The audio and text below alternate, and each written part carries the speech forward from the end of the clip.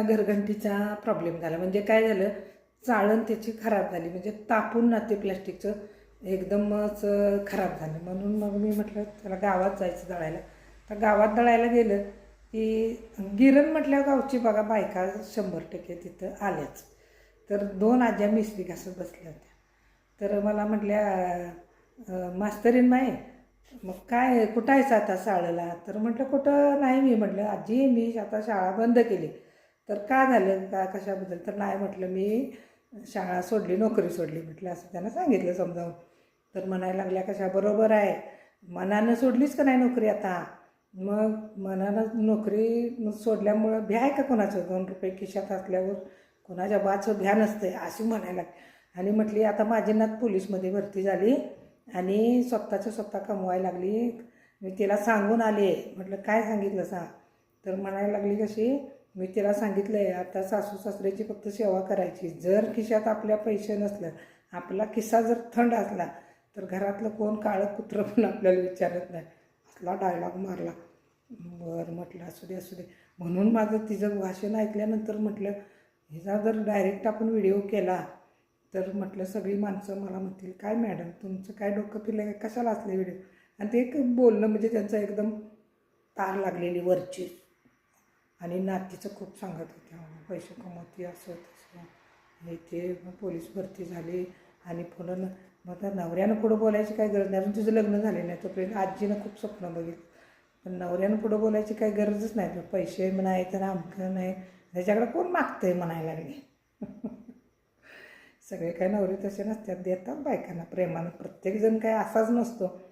पण आजीला ती कल्पना करून पण बरं वाटत होतं. म्हणजे थोडक्यात काय, म्हाताऱ्या जरी बायका असल्या तरी त्यांना असं वाटतं की आपल्याजवळ पैसे पाहिजे.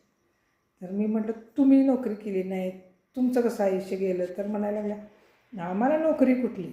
आता म्हटलं चष्मा फुटला आहे बघा, तुटला आहे, हे चिंधीनं बांधला आहे. तर घरात मागितलं पैसे की ह्या गुरुवारी देतो, त्या गुरुवारी जा, बुधवारी जा, मग आमकं आयतवार आहे मग दुपारचं दवाखानं बंद, असं सगळं असते. जळला आमचा जन्म गेला म्हटले आता.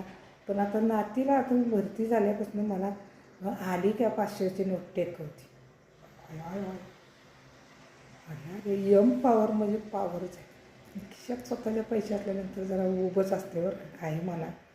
आणि मग बरंच मला काय काय सांगितलं त्याने, कशाला नोकरी सोडली जाणं मग मी म्हटलं हाय मला पेन्शन, माझा काही प्रश्न नाही म्हटलं पैशा पाण्याचा.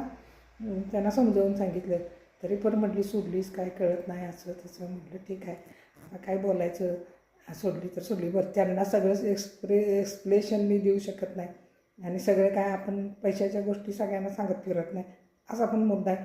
पण सांगण्याचा मुद्दा हा की बाई तरुण असू दे किंवा म्हातारी असू दे, तिला प्रत्येकीला असं वाटतं की आपल्या खिशात पैसे पाहिजेतच.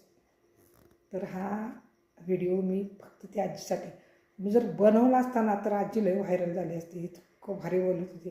पण असू दे जाऊ दे नको, आपण दुसऱ्यांची चोरून व्हिडिओ बनवणं बरोबर नाही. समोरून पण त्या बोलल्या असत्या, पण इतरांविषयी खेड्यातली माणसं बघा, इतरांचं पण त्यातमध्ये 2 शब्द घालून काय तर म्हणून जरासं मग त्याच्यात बाकीच्या जरासं नको असलेले शब्द येतात. म्हणून मी आपणच सांगूया म्हटलं असं. तर असा व्हिडिओ मी आज तयार केला आहे. आणि बघा आवडला तर जबरदस्ती नाही, आवडला तर सबस्क्राईब करा, लाईक करा. हाईपचं जर तुम्हाला टॅप करता येत असेल तर हाईप पण करा. कंपल्सरी नाही, सांगून सांगून कोण करत नाही. करशील ना आठवण करून दिली बाकी.